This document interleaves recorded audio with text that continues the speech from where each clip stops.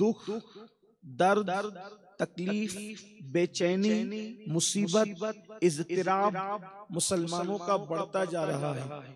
ہر آنے والا دن ہمیں ناکامیوں کے اندھیرے میں ڈھکیل رہا ہے۔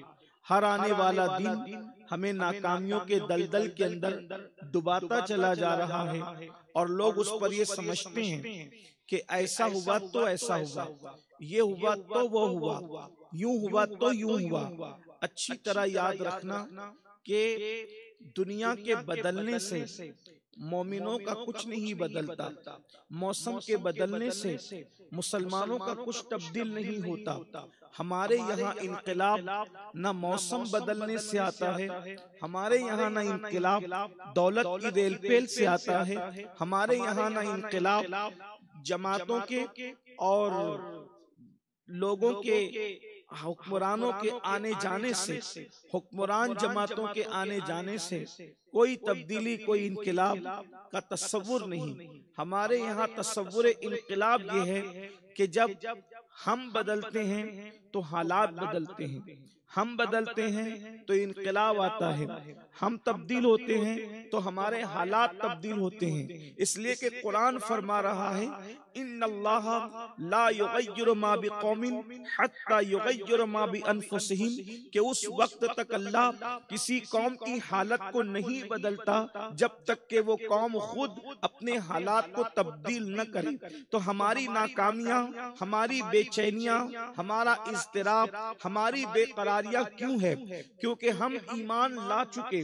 ایمان لانے کے بعد دوسرا رکن کیا ہے اسلام کا، ہمیں وہی نہیں پتا۔ اگر آپ اسلام اور اسلامیات کو سمیٹنا چاہیں گے تو آپ 3 نکات پر اس کو سمیٹ سکتے ہیں، 3 نقطوں پر آپ اس کو سمیٹ سکتے ہیں۔ نمبر 1، ایمان لاؤ۔ ایمان لانے کے بعد پھر 2 ذمہ داریاں کیا ہے؟ تو قرآن کہتا ہے لِتُؤْمِنُوا بِاللَّهِ وَرَسُولِهِ، کہ ایمان لاؤ اللہ پر اور اس کے رسول پر، اور کلمہ پڑھ کر ہم سب ایمان لا چکے۔ اب اس کے بعد قرآن دوسری ذمہ داری کو جو سونپتا ہے اس پر مسلمانوں کی توجہ نہیں ہے۔ اگر مسلمان اس کی طرف توجہ کریں، مسلمان ڈائریکٹ تیسری طرف اڑ کر کے جاتا ہے اور اس کو بھی صحیح طور پر نبھا نہیں پاتا۔ اللہ پاک ارشاد فرماتا ہے لِتُؤْمِنُوا بِاللَّهِ وَرَسُولِهِ وَتُعَزِّرُوهُ وَتُعَقِّرُوهُ۔ اللہ اکبر۔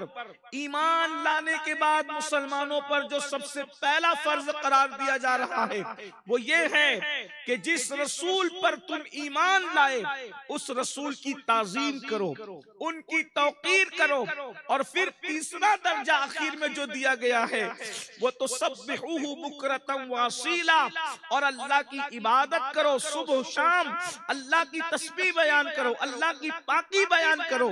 پہلا درجہ ایمان کا، دوسرا درجہ تعظیم اور توقیر رسول کا، اور تیسرا درجہ عبادت کا۔ اللہ اکبر۔